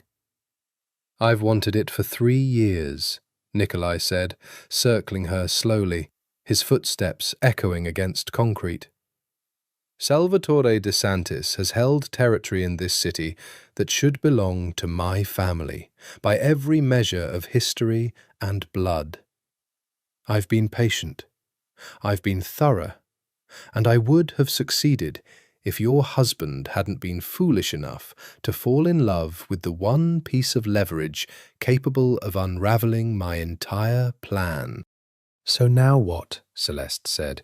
You kill me? You think that ends this? I think, Nikolai said, crouching in front of her chair so their eyes were level, that Dario de Santis will burn his entire empire to the ground trying to get you back, and in the chaos that follows, there will be nothing left standing strong enough to stop me from claiming whatever's left. You're not the target, Mrs. De Santis. You're the detonator. Celeste held his gaze despite the fear coiling in her stomach, despite the restraints cutting into her wrists, despite every instinct telling her to beg or plead or offer whatever bargain might buy her survival. She thought of Dario's hands cradling her face 2 nights earlier, of the words he'd said that had felt, for the first time in her life, like a promise she could actually trust. You don't know him, she said quietly. If you think destroying me destroys him, you don't understand what you're dealing with at all. Nikolai smiled, cold and satisfied. We'll see, he said. Send the message, he called to one of his men. Let Dario de Santis know exactly what it will cost him to get his wife back. As they dragged her toward a separate room to photograph proof of her captivity for the message they intended to send, Celeste focused on the one thing keeping her fear from swallowing her whole entirely. Somewhere in the city, Dario was already discovering she was missing, and whatever else was true about the man she'd married, she knew with absolute certainty that he would tear the world apart to find her. Dario received the news 40 minutes after the abduction, when Marco, bloodied, furious, and half out of his mind with guilt, called him directly instead of going through proper channels, unable to bear the delay a moment longer. She's gone, Marco said, his voice cracking. 3 men, professional. They took her from the garage. I fought them, Dario. I swear to God I fought. But there were 3 of them, and... Where? Dario said, and the single word carried a fury so absolute that Marco's voice broke entirely on the other end of the line. Celeste would learn, much later, that the following 6 hours became the stuff of legend within the De Santis organization, a story told in hushed, reverent tones by men who had spent their careers believing nothing could shake Dario De Santis's legendary control, and who watched that day as the Wolf of Manhattan became something closer to an actual force of nature. He called every contact he possessed. He mobilized every soldier loyal to his family, pulling men from warehouses and nightclubs and quiet surveillance postings across the city, assembling a force large enough to level a small army. He personally interrogated 3 low-level Volkov associates within the first 2 hours, extracting information with a ruthless efficiency that would have terrified Celeste had she been present to witness it, though she suspected, given everything she'd learned about her husband, that she would have understood it too. Salvatore arrived at the penthouse within the hour, his face ashen, offering every resource the family possessed without hesitation. Whatever you need, he told his son, whatever it costs, bring her home. It was Cassian, surprisingly, who provided the breakthrough. Showing up at the penthouse unannounced, his relationship with his brother still fractured and uncertain since the wedding, but arriving nonetheless with information gathered from his own remaining Volkov contacts, people who didn't yet know he'd been cut off entirely from Nikolai's operation. "There's a warehouse," Cassian said, spreading a hastily sketched map across Dario's desk. "In the industrial district, near the old rail yards. Nikolai's people have been using it for months for off-book storage. If he's holding her anywhere, it's there." Dario looked at his brother for a long moment, weeks of anger and betrayal warring visibly against the desperate need to trust any lead that might bring Celeste home. "Why are you helping?" he said. "After everything." "Because whatever's between us," Cassian said, "she never did anything to deserve this. And because you're my brother, Dario, whatever else that means right now. I'm not going to sit at home while Nikolai Volkov uses your wife as bait to destroy everything our family's built." Dario nodded once, and the two brothers, estranged and wary, but united by something that ran deeper than their conflict, began assembling a plan to take the warehouse by force. The assault happened at nightfall, 30 of Dario's men moving in coordinated silence around the perimeter of a warehouse that Nikolai Volkov, in his arrogance, had believed remained hidden from the family he'd spent years trying to destroy. Dario led the breach himself, refusing every attempt by his men to keep him back from the initial danger, moving through the warehouse's dark corridors with a focused, lethal calm that Celeste would later say frightened her more than anything Nikolai Volkov had done, because it represented a version of her husband capable of ending a man's life without hesitation the moment that man threatened what he loved.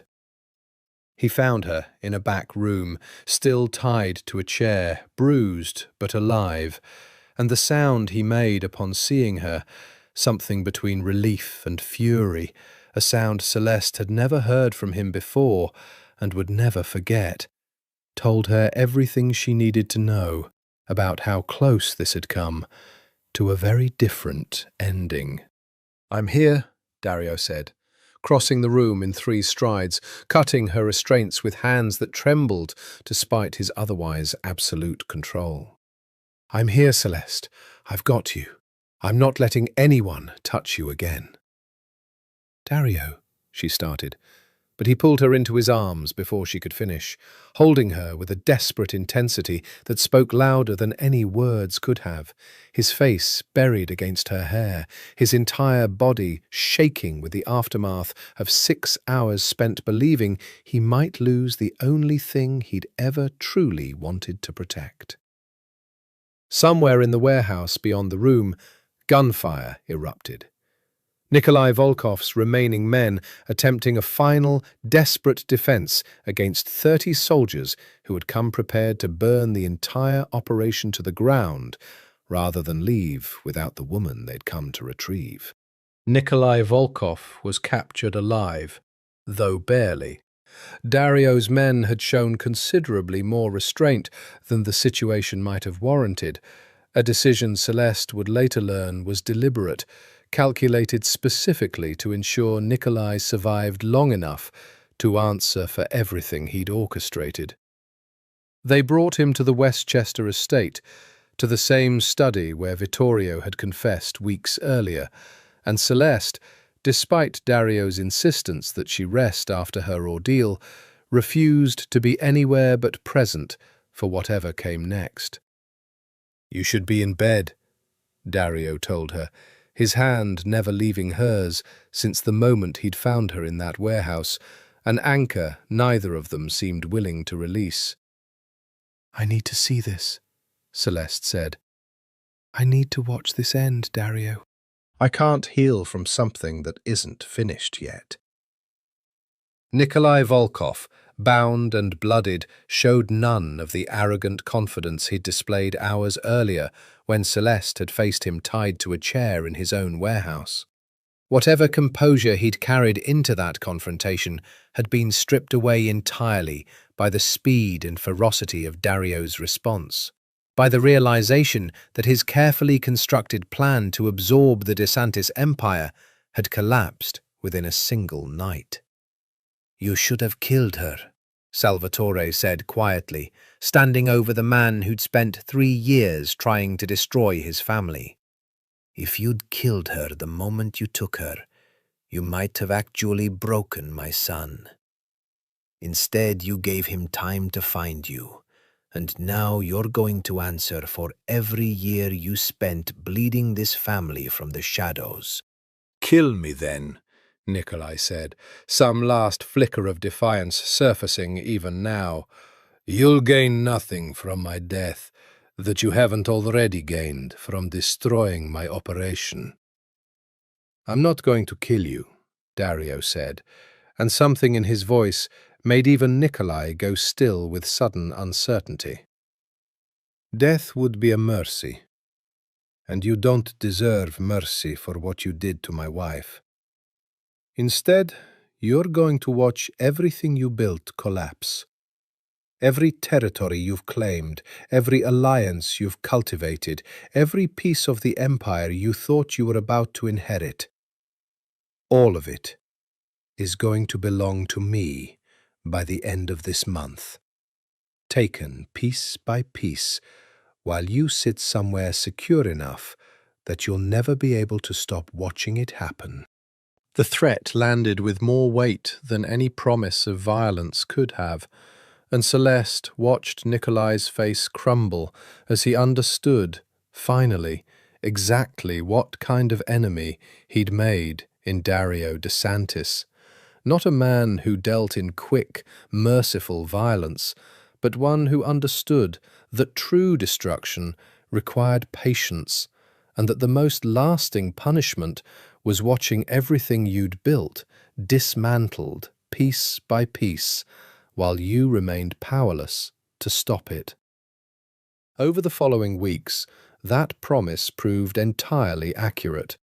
Dario, working alongside his father and, tentatively, his brother Cassian in a fragile reconciliation neither of them acknowledged directly, systematically dismantled Nikolai Volkov's operation across the city, absorbing his territories, turning his remaining loyal associates, exposing his business dealings to law enforcement contacts the DeSantis family had cultivated for decades.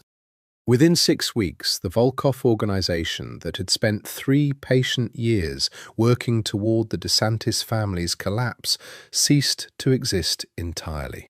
Its founder, held in a location known only to Dario and a handful of his most trusted men, alive but utterly, permanently powerless. Vittorio Conti, in the aftermath of the reckoning, was given a choice Celeste hadn't expected Salvatore to offer: exile rather than execution.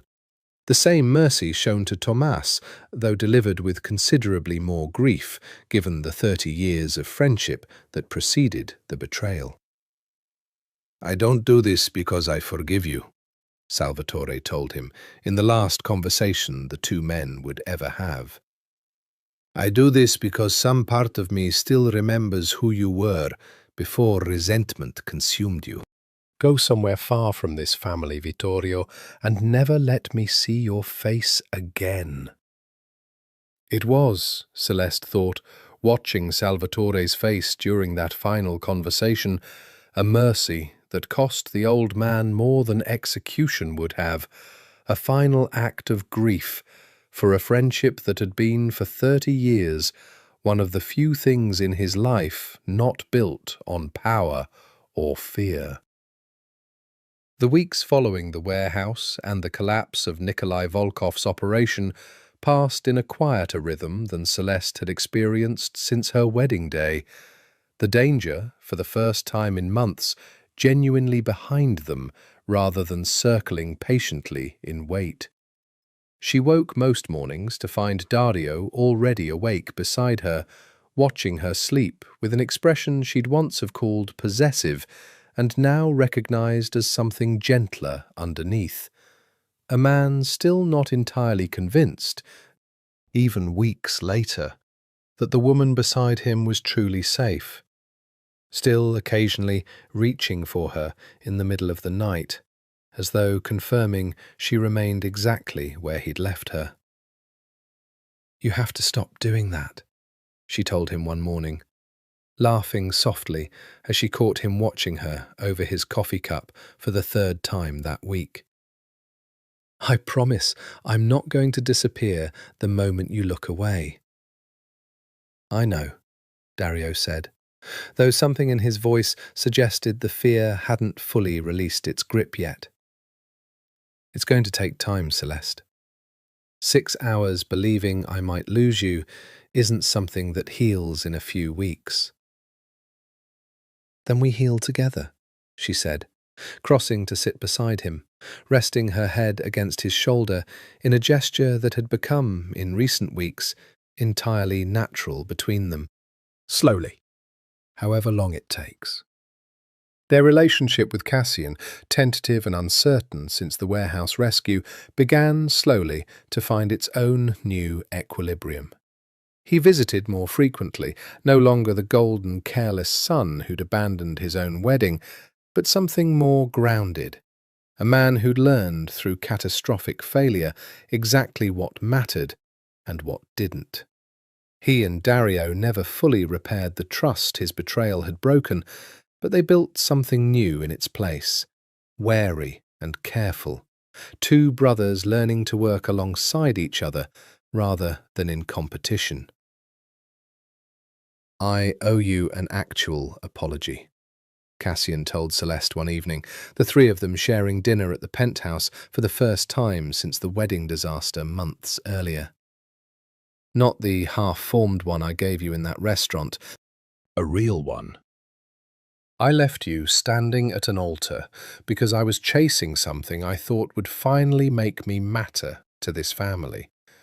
And in doing so, I handed you over to circumstances that nearly got you killed. I don't know how to make that right." "You don't have to make it right," Celeste said, surprising herself with how genuine the forgiveness felt after everything. "You gave me Dario, in a strange, roundabout way. I don't know if I'd call that a debt owed or a debt paid, honestly. Maybe both." Cassian looked between them, his brother's hand resting naturally at Celeste's waist, the ease that had grown between two people who'd started as strangers, forced together by circumstance, and become, somehow, genuinely devoted to each other. And something in his expression softened into what looked, for the first time since Celeste had known him, like real peace. "I'm glad," he said simply. "Whatever else happened, I'm glad it led here."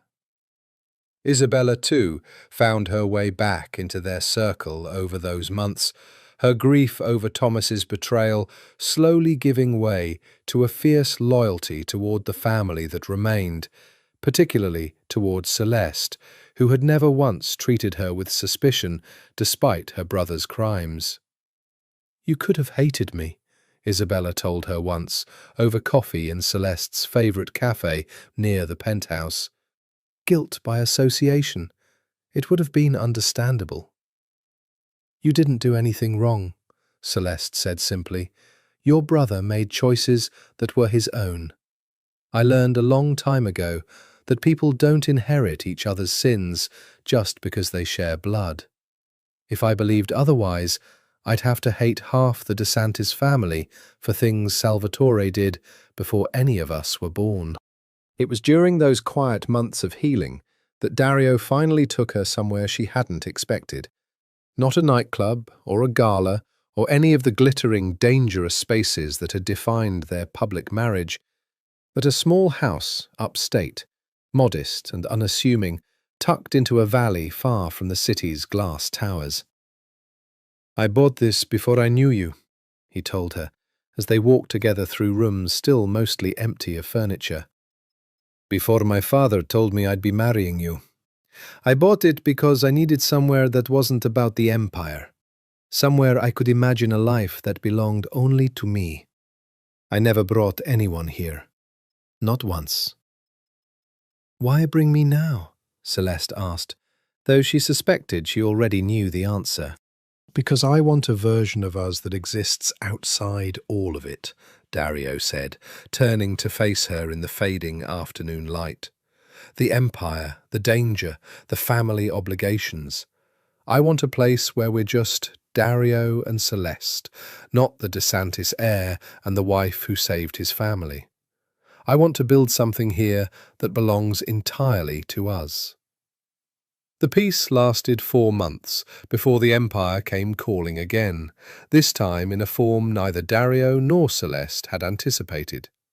Salvatore's health, which had been quietly declining since the confrontation with Vittorio, finally forced a reckoning the old man had been delaying for years. A heart condition, worsened by decades of stress and the particular grief of betrayal by his oldest friend, left him unable to continue running the family's operations with the vigor the position demanded. I need to name a successor, Salvatore told Dario and Cassian, both gathered in the Westchester estate study for a conversation that felt immediately like the most consequential of their lives. Not eventually, now. My doctors tell me I have perhaps a decade left if I'm careful, less if I continue carrying the weight of this empire on my own shoulders. The obvious choice, everyone in the room understood, was Dario, the son who had spent his entire life training for exactly this responsibility, who had proven over the past year an ability to navigate crisis and betrayal that Cassian's more recent redemption couldn't yet match. But Celeste, watching Dario's face during that conversation, saw something she hadn't expected. Hesitation. A flicker of something that looked almost like reluctance, present in a man who had spent his entire life believing this exact moment was his singular purpose. That night, in the quiet of their bedroom, she finally asked him directly. "You don't want it," she said. "The Empire. I saw your face today, Dario. That wasn't the expression of a man receiving everything he's worked for his whole life." Dario was silent for a long moment, staring out at the city lights beyond their window. "I've spent my entire life believing that leading this family was the only thing that could ever give my life meaning," he said finally. "That being useful to my father, being feared by my enemies, being powerful enough to protect everyone under my control, that was the whole purpose of my existence. And then you came into my life, and I built something with you that has nothing to do with power or fear. And for the first time, I understand that there might be a version of my life that isn't defined entirely by this empire." "What are you saying?" Celeste asked quietly, though her heart had already begun to understand. "I'm saying I don't know if I want to spend the rest of my life the way my father has," Dario said, "making the kind of choices that leave him at the end of it, mourning a friend he had to destroy and grieving a son he had to exile. I want to protect this family. I want to make sure Nikolai Volkov's kind of threat never touches us again. But I don't know if that requires me to become exactly what my father became. A man who sacrificed everything soft in himself for the sake of an empire." "And Cassian?" "Cassian spent the past year proving he's capable of more than anyone gave him credit for," Dario said. "He helped find you in that warehouse. He's been rebuilding trust with everyone he betrayed, slowly, patiently, in a way that suggests he's finally grown into someone worth trusting with real responsibility." Maybe the Empire doesn't need me to be its next head. Maybe it needs both of us, in different ways, doing the work we're each actually suited for. Celeste studied him for a long moment, understanding, with a clarity that made her chest ache, exactly what he was contemplating. "You want to step back?" she said. "Let Cassian lead." "I want a choice," Dario said. "For the first time in my life, I want to choose what my future looks like, instead of simply accepting the role I was born into. And the thing I keep coming back to, Celeste, every time I try to imagine that future, you're in every version of it. Not the Empire. You." The conversation with Salvatore, when it finally happened 3 days later, was among the most difficult of Dario's life. A son explaining to a dying father's legacy that he wanted something other than the throne he'd spent his whole existence being prepared to inherit. "You're certain?" Salvatore said, studying his son with an expression that held more surprise than anger.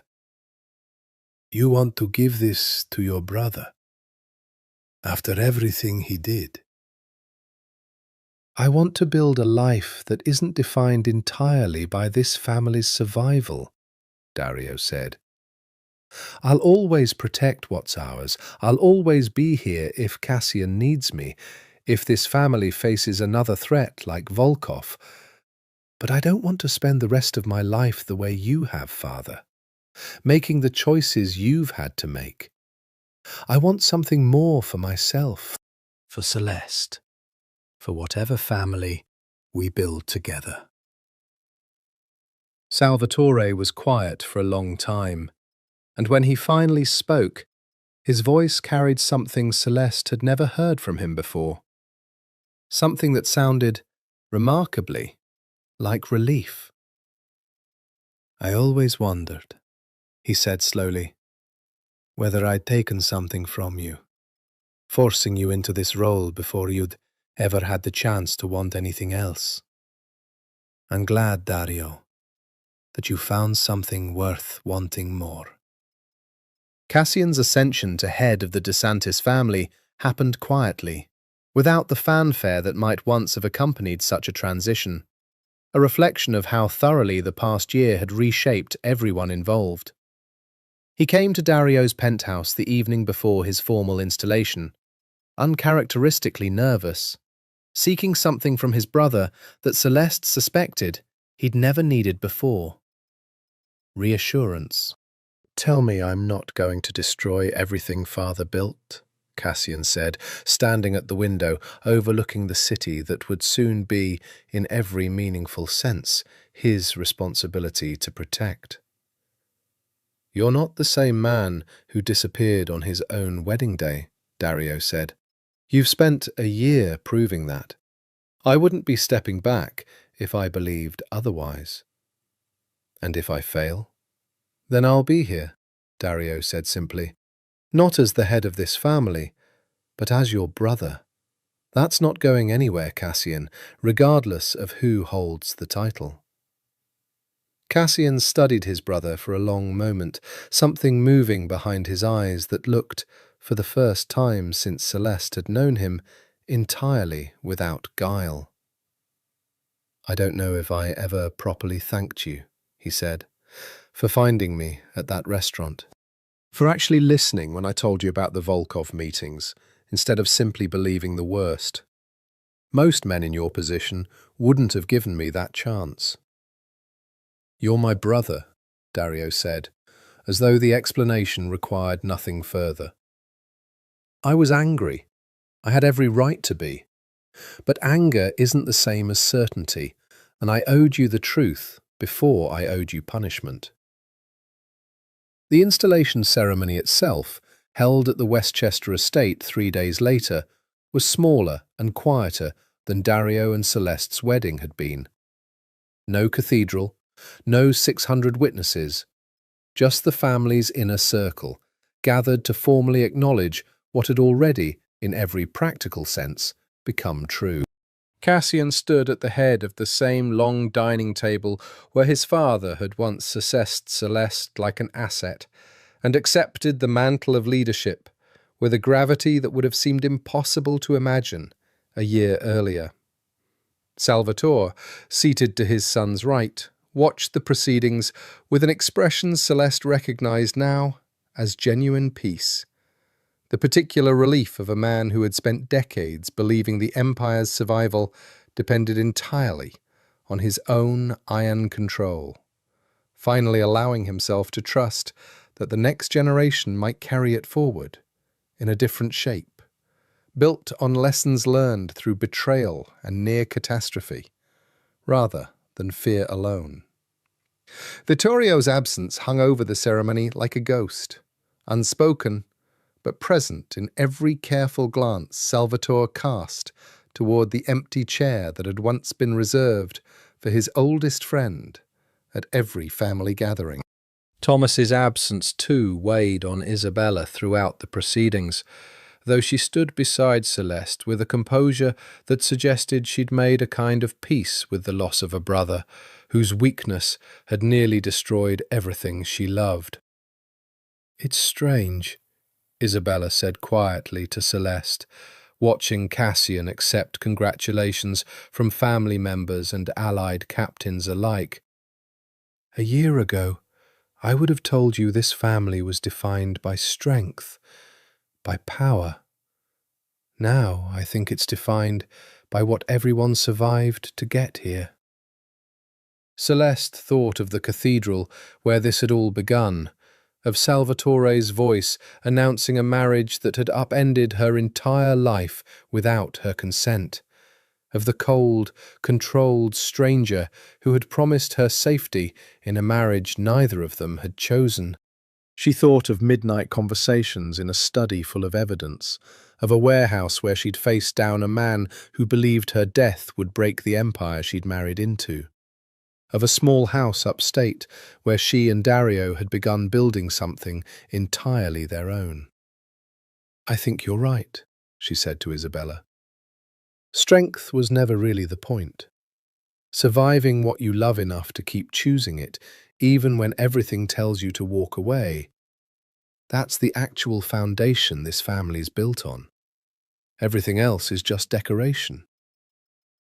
That night, back at the upstate house that had slowly filled with furniture and photographs and the small accumulated evidence of an actual shared life, Dario found her on the porch, watching stars she'd rarely had the chance to see clearly from the city.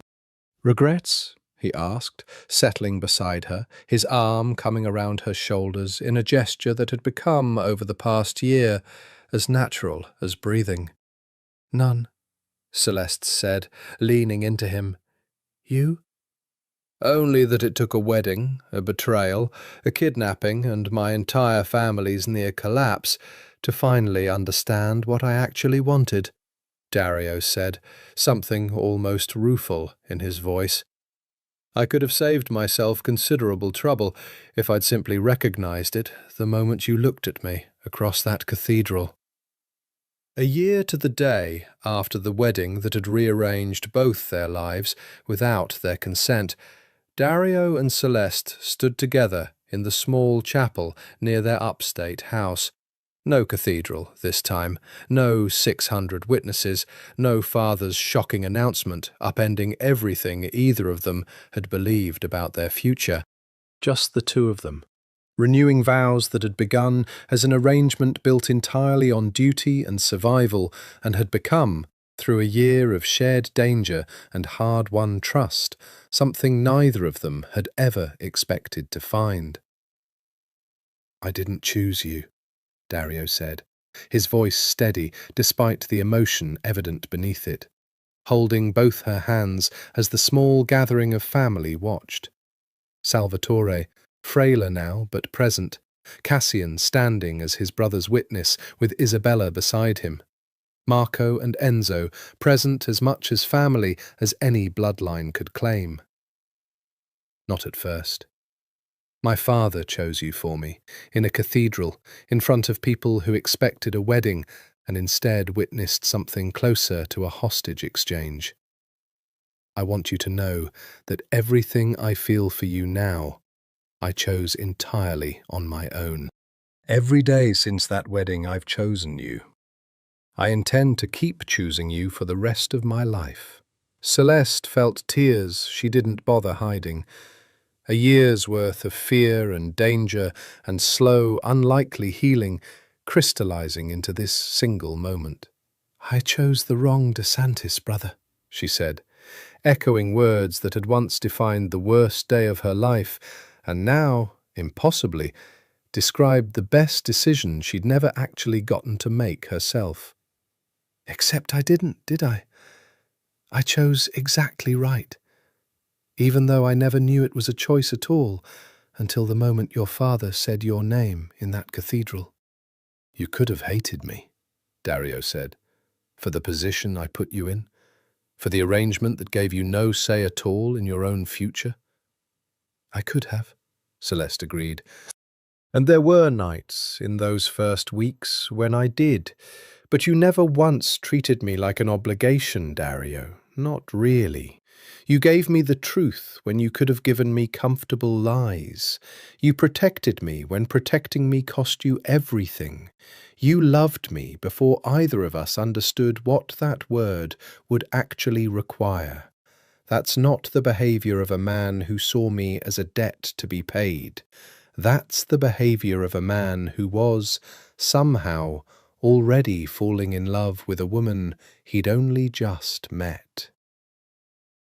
The ceremony that followed was brief, quiet, entirely unlike the spectacle of their original wedding, vows spoken not as duty, but as genuine choice, rings exchanged not as symbols of an alliance forced by circumstance, but as promises freely made by two people who had survived betrayal, conspiracy, and near catastrophic loss to find something worth protecting above every empire either of their families had ever built. Afterward, as the small gathering moved to celebrate at the upstate house that had become their true home, Salvatore approached Celeste alone, his frail hand finding hers with a gentleness that surprised her, given everything that had passed between them since that first stilted dinner where he'd studied her like an asset. "I owe you an apology," he said quietly, "for the position I put you in, for treating your future like a transaction rather than a life. I told myself at the time that it was necessary, that the family's survival required sacrifices I had no right to demand of anyone else.